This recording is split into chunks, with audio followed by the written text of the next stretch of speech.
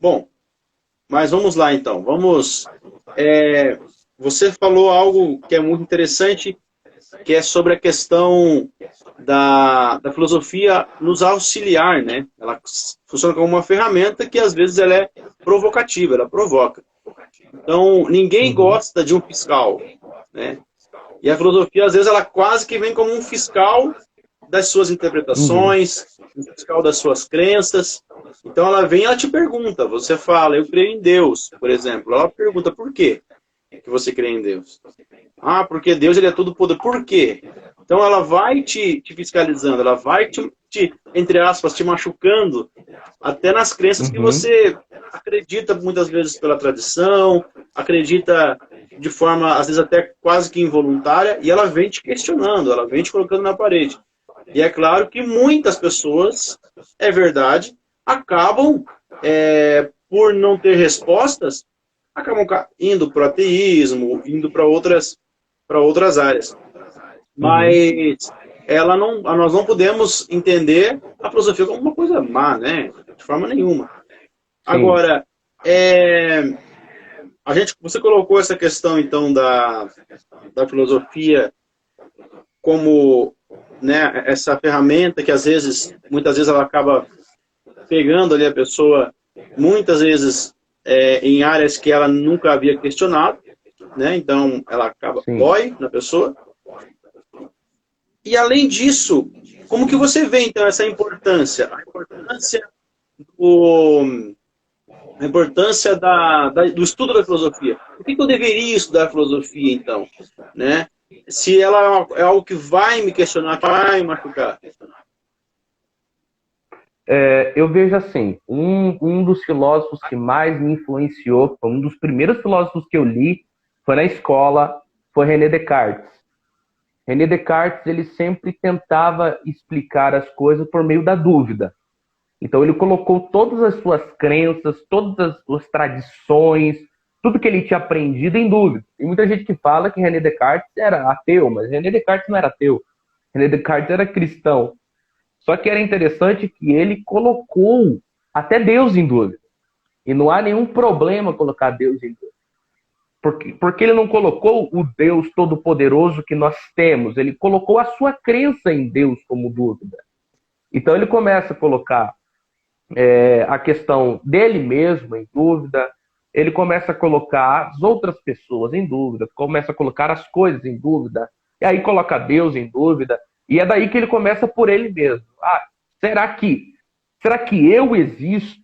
Será que eu existo? E começa nessa questão do será que eu existo? E ele começa a trazer muitas coisas, daí ele falou, peraí, eu tô pensando. Aí que surge até o penso logo existo, o famoso penso logo existo de René Descartes. Ele fala, não, se eu estou pensando, então eu estou existindo. E é a partir daí que ele consegue construir os seus tratados, e, enfim, por um ativo chamado dúvida. Então eu comecei a colocar isso na minha vida, colocar um ativo chamado dúvida. Se tudo que eu aprendi é verdade, se tudo que eu ouvi é verdade, se tudo que eu acreditei ser verdade é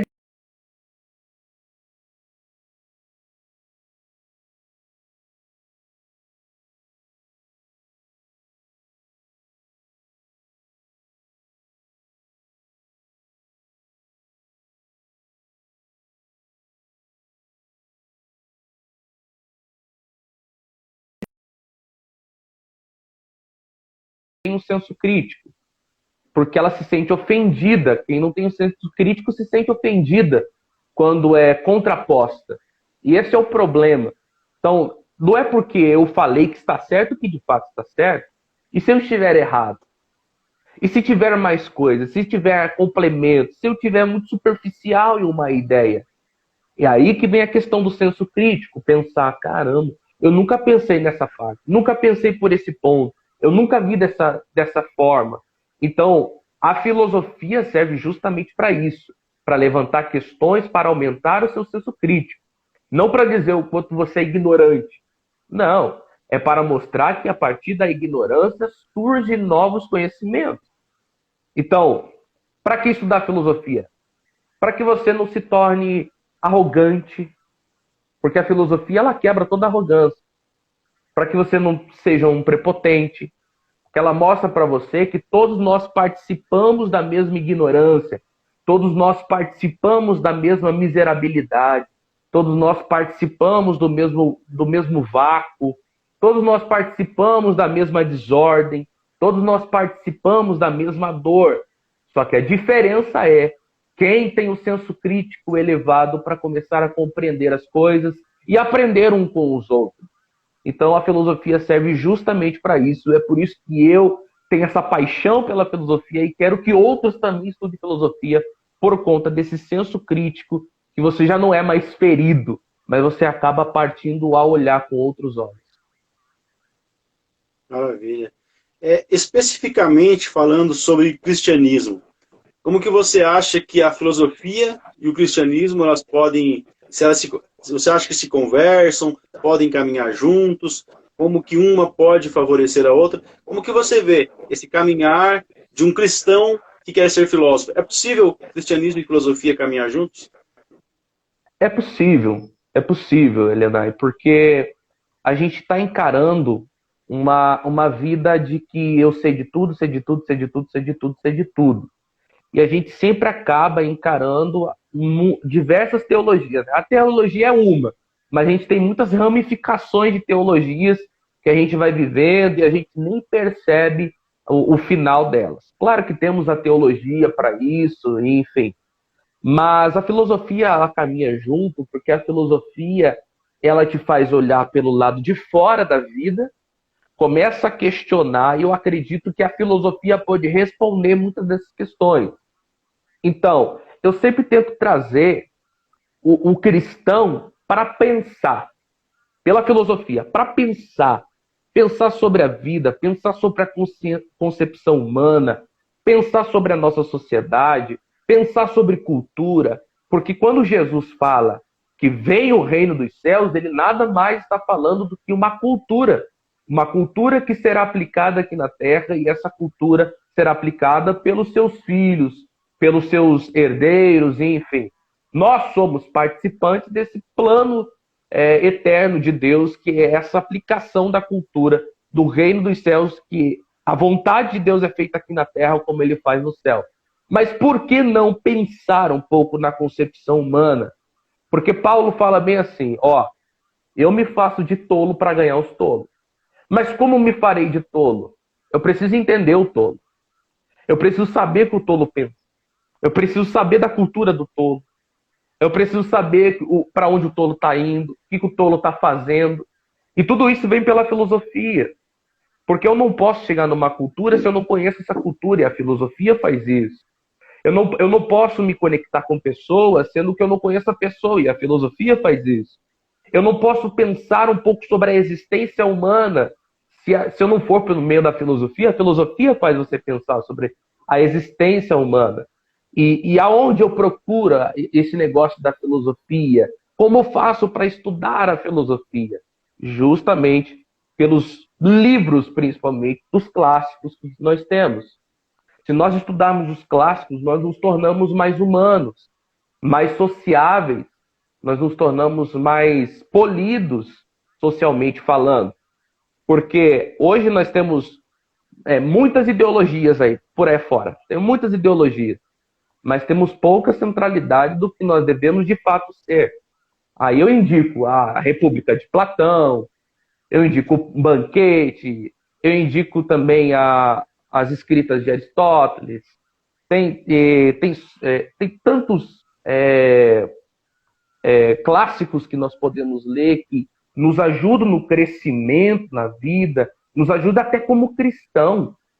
Uma coisa que eu aprendi demais é ser cristão depois da filosofia. Porque eu deixei um pouco daquela questão emocional e passei a ser o Romanos 12:1, o culto racional. Passei a ser racional por conta da filosofia. Então a gente precisa parar de ser preconceituoso com a filosofia e perceber que elas caminham junto, você querendo ou não. Maravilha, perfeito. Você fez aí um apanhado muito interessante, até indicou já algumas obras, inclusive. Eu acho muito bom, eu até inclusive estava em mãos aqui, no momento que a live caiu, sobre esse que eu estou nas mãos, é um box do Santo Agostinho, né? As Confissões. Então, Perfeito. é um exemplo claríssimo de alguém que não estava questionando Deus, mas estava se questionando, né?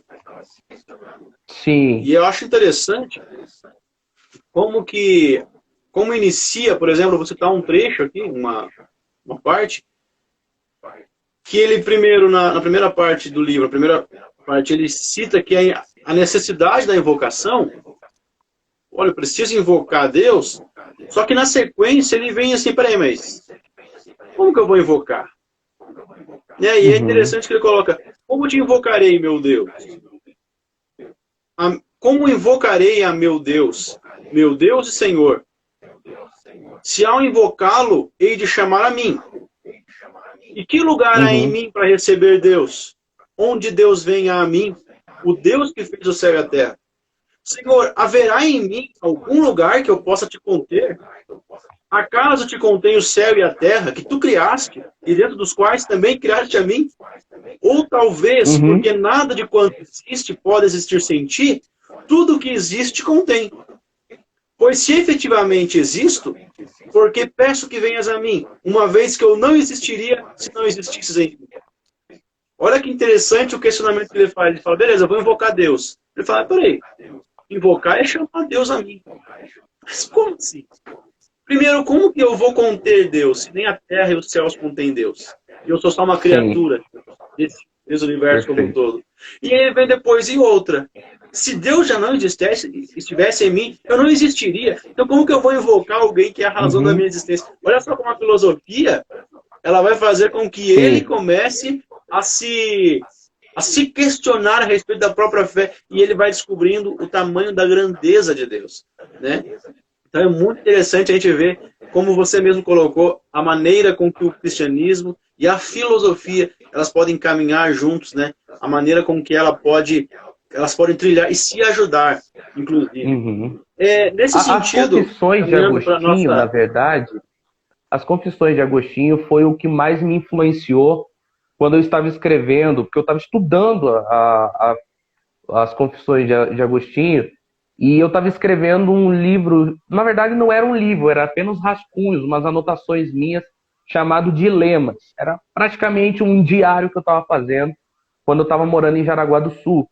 Eu tive um início de quadro de depressão e eu comecei a escrever dilemas, coisas minhas, por que eu estava passando por aquilo, o que eu estava pensando, comecei a questionar minhas crenças, comecei a questionar a minha vida, porque eu sempre vivi numa bolha, e essa bolha me protegia, e quando eu saí dessa bolha, comecei a ser exposto às aversões da vida, e eu comecei a me questionar muitas coisas. E nesse quadro de depressão me fez mergulhar mesmo a respeito disso, e eu aprendi até o ceticismo. Comecei a viver uma vida que eu falei, eu não consigo mais enxergar tudo aquilo que eu aprendi como verdade. Parece que é uma coisa muito abstrata, parece que é uma coisa muito manipulativa, parece que é uma coisa assim que quer me encaixotar em um sistema e não quer me fazer livre. Livre eu estar do lado de fora. Aí eu comecei a levantar esses dilemas e as Confissões de Agostinho me influenciou demais, porque ele fazia as questões e ele mesmo respondia no decorrer da vida. Dava-me impressão que ele levantava as questões e depois de um tempo ele voltava, espera aí, agora entendi, e voltava e escrevia de novo, trazendo algum tipo de resposta. É essa impressão que eu tenho toda vez que eu leio as Confissões de Agostinho. Teve uma coisa que me impactou demais, foi quando ele disse que ele estava andando e passou pelo vizinho e ele viu um fruto para o lado de fora, mas só que era da casa do vizinho, e ele pegou o fruto e saiu correndo e comeu, e ele começou a ficar com uma mente culpada, dizendo, Deus, eu roubei, Deus, eu roubei, me perdoe. E aí ele começa a questionar sobre tudo aquilo que ele está enfrentando, a respeito da culpa, por que ele vive daquele jeito, por que ele era um homem daquele jeito, por que ele era mau. e começa a levantar questões da maldade. Eu falei, meu Deus, a questão da filosofia é muito forte aqui, porque ele não pega só dizendo, não, Deus é justo, Deus é santo, preciso ser justo, preciso ser santo. Não, ele pega e começa a entrar na profundidade da maldade. Por que o ser humano é assim? Por que o ser humano pratica o que pratica? Por que o ser humano reage do como reage? E ele começa a trazer toda a existência humana, toda a maldade humana, a corrupção humana, e depois ele vai dissertando um pouco do que Cristo faz conosco. Então, as confissões de Agostinho me influenciou demais. São Tomás de Aquino também, que foi um cristão que me influenciou bastante, que é considerado um filósofo também. E teve outros cristãos nas suas escritas que me influenciaram bastante. E até estou pensando em lançar esse livro de lemas. Eu coloquei já escrevi tudo certinho, já tenho todo o projeto, agora eu estou para lançar. E eu acredito que é algo totalmente voltado à filosofia, mas é uma coisa que, para mim, na hora não era filosofia, era uma questão mais de preciso desabafar. Só que daí eu fui olhando, percebo, caramba, isso aqui é filosofia. Isso aqui é filosofia. Então, por isso que eu acredito que dá para caminhar as duas coisas juntas. Maravilha. É interessante, inclusive, para quem está assistindo a gente, gosta, vi a Márcia também está comentando aqui sobre a questão da importância da filosofia. Quem gosta de filosofia, quem gosta de escrever, uma coisa que eu tenho aprendido, João, não sei se você tem observado isso, que é muito importante você escrever no momento do sentimento. Então, cara, tô triste, tô arrasado. Uhum. Escreve naquele momento. Porque depois que passar aquele momento difícil, você não consegue colocar a emoção de novo no texto. Né? Então você estava passando, estava triste, estava num momento de decepção. Exatamente. São tudo escritas no momento. Exatamente. E, cara, e não dá. É impressionante. Eu tenho tido algumas experiências nesse sentido. Você está passando por um momento, daí você escreve naquele momento. Quando passa aquelas emoções, quando passa, e você vai ler de novo, você fala, rapaz, você se impressiona. Você fala, rapaz, como eu estava ruim. Entende? Porque você conseguiu exprimir, você conseguiu colocar ali, de fato, a emoção que você estava sentindo. Que se você fosse escrever depois, lembrando, você não consegue mais pôr. Então, quem gosta de filosofia, quem gosta de escrever, eu acho que vale muito a pena essa dica aí, de escrever no momento do sentimento. Né? E você pega os caras, como você mesmo comentou, grandes, o próprio C.S. Lewis, o próprio Kierkegaard, são caras que escreveram no momento da emoção. Né? O Kierkegaard mesmo, um cara estava depressivo, o cara pegou ali do lado da cama e escreveu, teve obras, inclusive, que não foram, que ele não conseguiu publicar, né? Foi publicada depois, assim. Então, é o momento mesmo da emoção ali. Até um filósofo que eu gosto muito, assim, que tem muita gente que não considera ele um filósofo, mas para mim foi um cara que eu percebi a sua genialidade, por mais que eu não concorde com todas as coisas dele, mas havia uma genialidade muito profunda e muito obscura, que é Friedrich Nietzsche. Um cara, e Schopenhauer também. Quando você percebe a densidade daquilo que eles estão escrevendo, você percebe que ele escreveu no momento do sentimento dele mais obscuro. Então, eu fiquei muito impactado pelo seu sentimento aplicado nas suas escritas. Você lê a Gaia e a Ciência, você pegar as escritas também de Schopenhauer, você percebe essa densidade. Porque, é que nem você falou, você escrever depois que já passou o sentimento, não é a mesma coisa. Você não consegue aplicar a mesma densidade. Já é um olhar mais crítico daquilo que você estava pensando. Não é o sentimento, já é o olhar crítico do sentimento. Então também vale muito aquilo que você falou, de escrever na hora, ou você está andando, começou a ter pensamentos, gravar na hora, uma coisa que eu sempre faço. Eu gravo e depois eu escrevo tudo que eu falei, exatamente como eu falei. Então isso é muito importante e isso acaba impactando outras pessoas. Legal. Para a gente concluir, alguém que hoje quer começar a estudar filosofia, qual o caminho que você indica? Vamos falar especificamente, talvez para quem tem até esse medo também, né? Eu tenho medo de entrar na filosofia e ir por um caminho que, puxa, me afasta de Deus. Alguém está começando agora a estudar filosofia, por onde você indica que se inicie essa caminhada? Primeiro, não esqueça da tua fé. a fé que Jesus nasceu, viveu, morreu e ao terceiro dia ressuscitou. E tudo isso tem uma revelação, a revelação da salvação. Não esquecer a tua fé, a centralidade da tua fé. Encaixotar isso na tua cabeça. Mas quando você entrar na filosofia, você não deixar ser preconceituoso, mas também saber beber de outras fontes.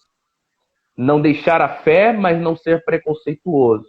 Porque as pessoas, geralmente, quando assumem uma crença, ela se torna preconceituosa a outras crenças. É um problema. A gente acaba sendo até intolerante. Tem coisas que eu não concordo, claro que eu não vou concordar. Não é tudo que nós concordamos, até por conta da nossa fé. Mas não sejamos intolerantes. Não sejamos pessoas preconceituosas. Há muita coisa para ser bebida. Tem muitas fontes jorrando por aí, que pode nos agregar muito, sabendo que a única verdade é Jesus, mas tem muito conhecimento para ser agregado. Então, um dos primeiros pontos é esse, você conhecendo a tua fé, sabendo e cravando a sua fé. Segundo, não sendo intolerante. Aí, quando você ir para os textos clássicos, você sempre ter um dicionário de filosofia, um dicionário específico de filosofia, porque sempre são as escritas mais robustas, arcaicas, muito difíceis de se entender. Você pegar um livro de Aristóteles, você fica maluco e você fala, eu li tudo, não entendi nada. Porque texto clássico não é para ser lido, é para ser relido. Essa a importância do clássico, não é para ser lido, é para ser relido. E tem 3 pontos, e eu até anotei um tempo atrás, é até a importância de você anotar. Eu anotei 3 níveis de leitura e compreensão de texto, que vai te servir muito para você ler qualquer livro e ler principalmente, estudar principalmente filosofia. O primeiro nível é o nível das palavras. É próprio das pessoas semi-analfabetas, que muitas vezes, por conta da condição social, não consegue compreender o sentido da história narrada ou o sentido das palavras. Então, esse é o primeiro nível. É você começar a ler, mas por não ter um conhecimento elevado sobre tais palavras, e por isso a importância do dicionário, você não conseguir saber o sentido para onde está sendo levada a história. Segundo nível é o nível textual. É próprio das pessoas que conseguem entender o texto, porém não compreenderem as entrelinhas, ou seja, não consegue fazer uma dissertação, uma parte mais interpretativa da história narrada. E o que está escrito, em razão disso, o indivíduo necessita de interpretação de outras pessoas. Então, esse segundo nível textual é quando você lê tudo, você entende a história, mas você não consegue compreender e interpretar as entrelinhas da história. Então, você precisa de interpretações de outras pessoas. E aí que é um grande problema, principalmente nas igrejas. É a gente beber tudo que o pastor está falando e às vezes não é tudo que o pastor está falando que é verdade. Então você acaba lendo, não, mas está na Bíblia, ele falou aqui, está escrito bem aqui que ele falou. Até não sei se você se lembra ou você viu uma reportagem de um pastor que estava cometendo adultério com outras mulheres e usando a Bíblia para pontuar o seu adultério. E está falando, não, está aqui, está na Bíblia, está na Bíblia. É a questão do nível textual de que ele lia, porém ele não estava vendo as entrelinhas, e até o problema de olhar as palavras e não saber o sentido delas. E o terceiro nível é o nível interpretativo crítico, que é o leitor que é capaz de ler nas entrelinhas, mais que o texto e puramente as palavras, o leitor consegue compreender a intenção do autor e elaborar uma crítica acerca do texto. Então esses são os 3 níveis. Os níveis de você ler e não entender absolutamente nada, o nível de você ler e apenas entender o que leu, e o terceiro nível, interpretativo crítico, é que você entende as entrelinhas e consegue dissertar e fazer uma parte mais analítica de um texto. Então, eu recomendo que você faça isso, que você aprimore mais a sua parte interpretativa. Sempre caminhe com um dicionário do lado. Sempre anote coisas. O que você não entendeu, você anote coisas. Pegue livros clássicos, clássicos mesmo. Se você entrar no meu Instagram, você vai ver que eu pego muitos livros clássicos para ser lido e relido. Anoto, risco. Eu tenho dó de riscar livro, tem um livro só que eu risquei. Eu gosto sempre de andar com um bloquinho do lado para anotar, fazer riscos. Às vezes faço desenho para ficar mais imaginativo, para me compreender melhor. Então faça esse tipo de coisa. Escreva, escreva, escreva, escreva e não leia uma vez, porque clássico não deve ser lido, clássico deve ser relido. Então são essas 3 dicas que eu dou. Entenda a sua fé, não seja ignorante e releia os livros em nível interpretativo. Maravilha. Jonatas, muito obrigado por ter aceito o convite de conversar com a gente. A gente teve essas instabilidades, eu acho que até foi o meu celular que está dando algum bug aqui no sistema dele. Mas muito obrigado por ter participado com a gente, por ter participado dessa live. Foi enriquecedor. Você tem muito conteúdo para falar, tem muito a tratar. E é um jovem que é um jovem admirado, é um jovem que é uma referência também. A gente sabe que você tem, né, uma grande... Nós temos também, não só você, ele, o teu pai, né, Daniel Pedroso, como uma grande referência. Sim. Também na área da pregação, da teologia e também, por que não dizer, da filosofia, porque quem conhece Daniel Pedroso pregando sabe que é um filósofo enquanto está falando no microfone ali, né? Então isso é muito bom, é uma referência muito boa que a gente tem também, não só o Daniel, mas como agora também o Jonatas Pedroso aí, vindo aí, inspirando a gente. Obrigado. Muito obrigado, Jonatas, por essa participação. Eu que agradeço, Helena. Eu que agradeço de coração. Foi um momento muito bom e eu acredito que vai ajudar muitas pessoas que querem entender mais esse conteúdo, esse tipo de plano. Então, muito obrigado por esse carinho, pelo convite. Foi um momento muito bom.